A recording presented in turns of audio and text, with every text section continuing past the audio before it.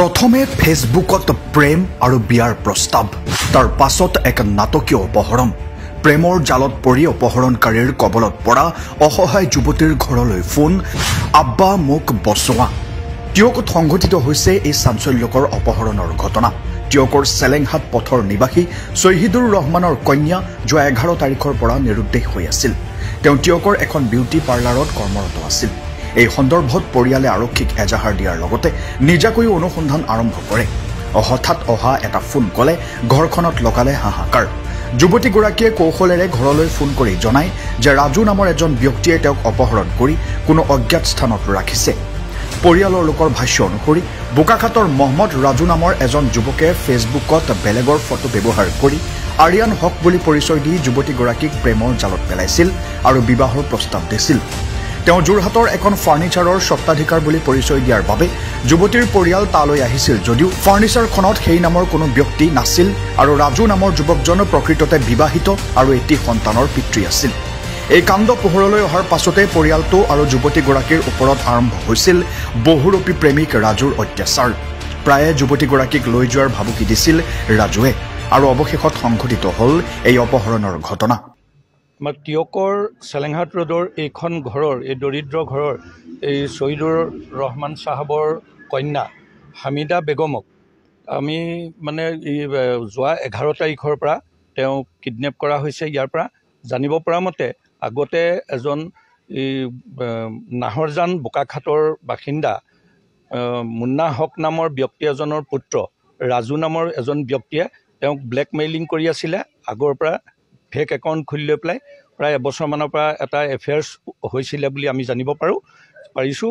তাৰপিছত আমি বিচাৰ খোচাৰ কৰি লৈ পেলাই প্ৰায় 4-5 মাহৰ আগতে জানিব পৰা মতে আছাম ফাৰ্ণিচাৰৰ তেওঁ মালিক বুলি কৈছিলে। আছাম ফাৰ্ণিচাৰত খবৰ খাতি কৰাত এইটো সম্পূৰ্ণ মিছা ওলালে। তাৰপিছত আমি এইটো প্ৰত্যাখ্যান কৰিলে। তেওঁ ছোৱালীজনীয়ে প্ৰত্যাখ্যান কৰাত ল'ৰাটোৱে তাৰমানে পিছা কৰি আছিলে আৰু যোৱা 11 তাৰিখে বিয়লি 5 মান বজাৰ পৰা ছোৱালীজনী ৰাতিলৈ মাকৰ লগত গুৱাহাটী যোৱা কথা আছিলে। গুৱাহাটী যাবলৈ নাপালে আৰু তাইক তেতিয়াৰ পৰা এতিয়া অপহৰণ কৰি পেলাই লৈ যোৱাৰ আমাৰ সন্দেহ হৈছে যে ৰাজু নামৰ বোকাখাটৰ সেই ব্যক্তিজনেই লৈ গৈছে বুলি। আৰু বিচাৰ খোচাৰ কৰি লৈ পেলাই আমি নপোৱাত টিয়কত আমি এজাহাৰো দাখিল কৰিলোঁ। এজাহাৰ দাখিল কৰাৰ পিছত বোকাখাটত আমি জানিব পাৰিলোঁ তেওঁৰ ইতিমধ্যে এগৰাকী পত্নী আছে, 7 বছৰীয়া এটা ল'ৰা আছে আৰু তেওঁ কৈছে যে আমি ভাড়াঘৰত আছোঁ। এতিয়ালৈকে প্ৰায় 40,000 টকা ভাড়াঘৰত দিবলৈ আছে। STCৰ পাছফালে বোকাখাটত আছোঁ। গতিকে মোৰ নিজৰ হাতখনো আগৰগৰাকী পত্নীয়ে কৈছে যে কাটি পেলাবলগীয়া হ'ল। ডক্টৰে তেওঁক অত্যাচাৰ মানসিকভাৱে শাৰীৰিকভাৱে কৰি আহিছে। তেওঁ কেৰেক্টাৰ আৰু antecedents have been found to be totally zero', একদম টোটেলি আনপ্ৰেচিডেণ্টেড টাইপৰ একেবাৰে।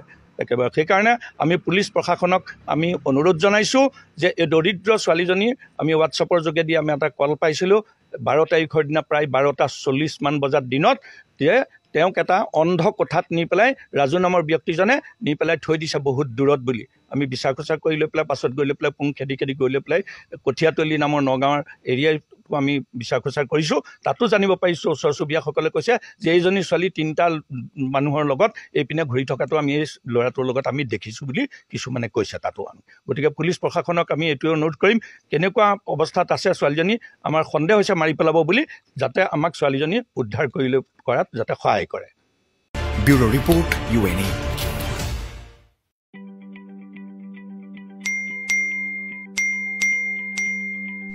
ইমান ফূৰ্তিত কোনে বিল পে কৰে?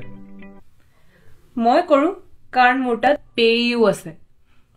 আপুনিও নাজানে নেকি? এই এপটোৰ পৰা আমাৰ প্ৰত্যেকটো ৰিচাৰ্জতে 5% কেশ্ববেক পাওঁ। আপুনিও ইনষ্টল কৰক আৰু 5% কেশ্ববেক এনজয় কৰক।